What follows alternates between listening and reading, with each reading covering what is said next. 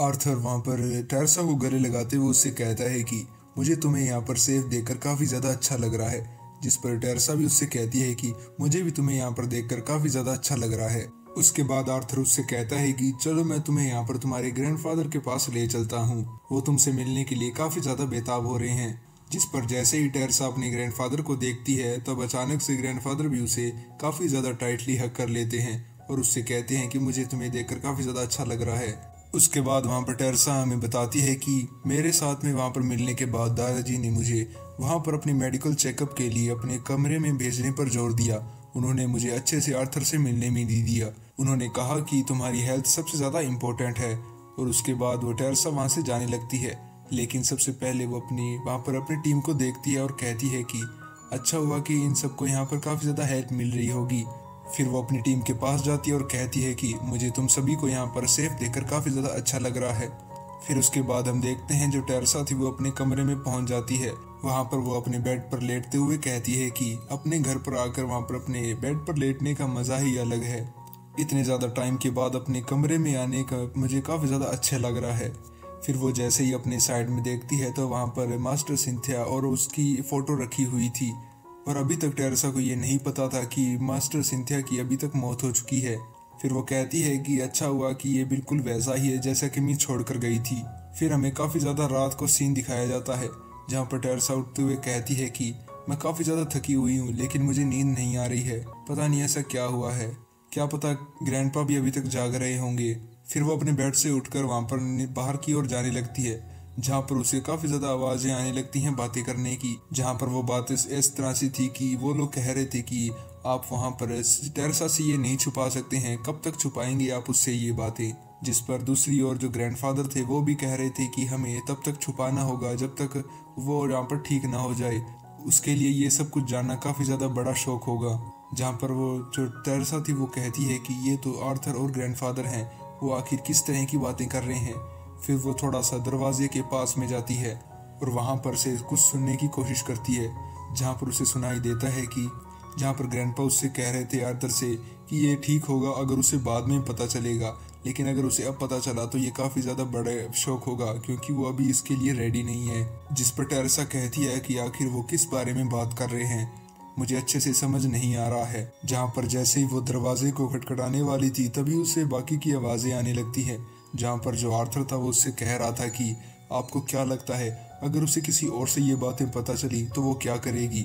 जिस पर वो कहता है कि आगे तुम और मैं अच्छे से जानते हैं कि तुम्हारी ग्रैंड डॉटर कितने कैपेबल है, लेकिन अगर उसे ये पता चला कि मास्टर सिंथिया की मौत हो चुकी है वित्रा के हाथों, वो भी हमारे इस कैसल के अंदर, ये बात सुनकर कि वहाँ पर मास्टर सिंथिया की मौत हो चुकी है, इससे वहाँ पर टेरेसा को काफ़ी ज़्यादा बड़ा शौक लग जाता है।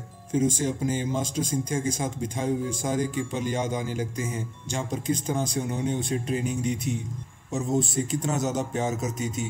वो कहती है कि ये बिल्कुल इम्पॉसिबल है, वो बिल्कुल भी नहीं मर सकती हैं। फिर वो तभी अचानक से जब आर्थर और जो ग्रैंडफादर थे वो वहाँ पर गेट खोलकर बाहर की ओर निकलते हैं और जब उनकी नज़र सीधा टेरेसा की ओर पड़ती है तब टेरेसा उससे पूछती है कि मास्टर सिंथिया कहाँ पर हैं, मुझे उनके पास लेकर चलो। फिर उसके बाद हम देखते हैं वो तीनों वहाँ पर सीढ़ियों से उतरकर नीचे की ओर जाने लगते हैं, जहाँ पर जो टेरेसा थी वो उनसे पूछती हैं कि आखिर आप सभी ने यहाँ पर मास्टर सिंथिया को इन जैसे कमरों में क्यों रखा हुआ है, ये तो काफ़ी ज़्यादा नीचे हैं और यहाँ पर टेररिस्ट और मर्डरर्स को रखा जाता है, तो आपने उन्हें यहाँ पर क्यों रखा था। जिस पर ग्रैंडफादर उससे बताते हैं कि उसके लिए ये प्लेस सबसे ज़्यादा सेफ था, वैसे भी जब सब कुछ ठीक हो जाएगा तब हम उसे अच्छे से गुड बाय कहेंगे। फिर वो जैसे ही उस कमरे के बाहर पहुँचते हैं तब उस गार्ड से उस कमरे को खोलने के लिए कहते हैं।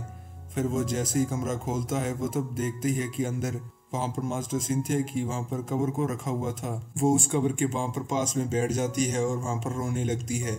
उसके बाद ग्रैंडपा उसे बताते हैं कि इनकी मौत का सिर्फ कुछ ही लोगों को पता है। जिस पर टेरेसा उनसे कहती है कि लेकिन उन्हें तो एक पब्लिक सेरेमनी मिलनी चाहिए थी, वो ये सब तो डिजर्व करती थी, उन सभी के साथ, उन अपने स्टूडेंट्स के साथ और उन प्रोफेसर के साथ जहाँ पर वो पढ़ाया करती थी। उन्होंने इस कॉन्टिनेंट के लिए कितना कुछ किया था, वो इतना तो डिजर्व करती थी, वो इतना नहीं डिजर्व करती थी कि आप उन्हें यहाँ पर छुपा कर रख रखे हैं। जिस पर जैसे ही ग्रैंडपा उसे समझाने के लिए आगे बढ़ते हैं तभी अचानक से जो टेरेसा थी वो उन पर काफ़ी ज़्यादा गुस्सा हो जाती है। वो उनसे कहती है कि आपने ये मुझसे क्यों छुपाया ग्रैंडपा? अगर मैंने अब उस डोर से ना सुना होता तब आप मुझे कब बताने वाले थे?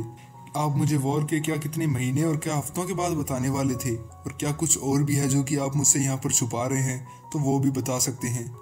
आपने तो कहा था कि मैं अब बड़ी हो चुकी हूँ, आप मुझे बच्चों की तरह ट्रीट नहीं करेंगे, लेकिन अभी भी आप मुझे उन बच्चों की तरह ही ट्रीट कर रहे हैं। जिस पर अचानक से आर्थर उससे कहता है कि तुम एक बच्ची ही हो। जिस पर टेरेसा उससे कहती है कि लेकिन आर्थर तुम ये कैसे कह सकते हो, सबसे अच्छी तरह से तुम ही हो जो मुझे जानते हो। जिस पर आर्थर उससे कहता है कि अपने आप को फ्रंट लाइन पर फेंक देना फाइट के लिए वॉर के अंदर, ये आपको मैच्योर नहीं बनाता है। तुम बस अपने आप को खतरों में डाल रही हो, बस एक पॉइंट को प्रूव करने के लिए कि तुम बच्ची नहीं हो। ये बस एक बच्चे के नखरे दिखाने के तरीके हैं। जिस पर ग्रैंडपा भी उसे चुप रहने के लिए कहते हैं और टेरेसा उससे कहती है कि तुम्हारी हिम्मत कैसे हो रही है मुझे ऐसा सब कुछ कहने की। जिस पर आर्थर उससे कहता है कि अगर तुम मैच्योर होती तो तुम्हें पता होता कि आखिर ग्रैंडपा ने ये सब बातें तुमसे क्यों छुपाई हैं। खुद बताओ, अगर किसी को ये पता चल जाता कि हमारे सेफेस्ट लोकेशन इस कॉन्टिनेंट पर, उसके अंदर यहाँ पर हमारे एनिमीज ने किसी को मार दिया है, तब यहाँ पर क्या होता? फिर आर्थर उससे बताता है कि तुम बस 17 ईयर्स की हो। जिस पर टेरेसा कहती है लेकिन तुम तो बिल्कुल 16 ईयर्स के हो। लेकिन फिर भी ग्रैंडपा और मास्टर सिंथिया, मास्टर एलिदर भी यहाँ पर तुमको एक बच्चे की तरह नहीं देखते हैं। जिस पर आर्थर उनसे कहता है कि ये मेरी वजह से नहीं है, मैंने किसी भी तरीके के पॉइंट को यहाँ पर साबित करने की कोशिश नहीं की है। वो अपनी मर्जी से मुझे यहाँ पर एक अडल्ट की तरह देखते हैं। जिस पर ग्रैंडपा उससे कहते हैं कि आर्थर मुझे लगता है कि तुमने काफी कुछ कह दिया है।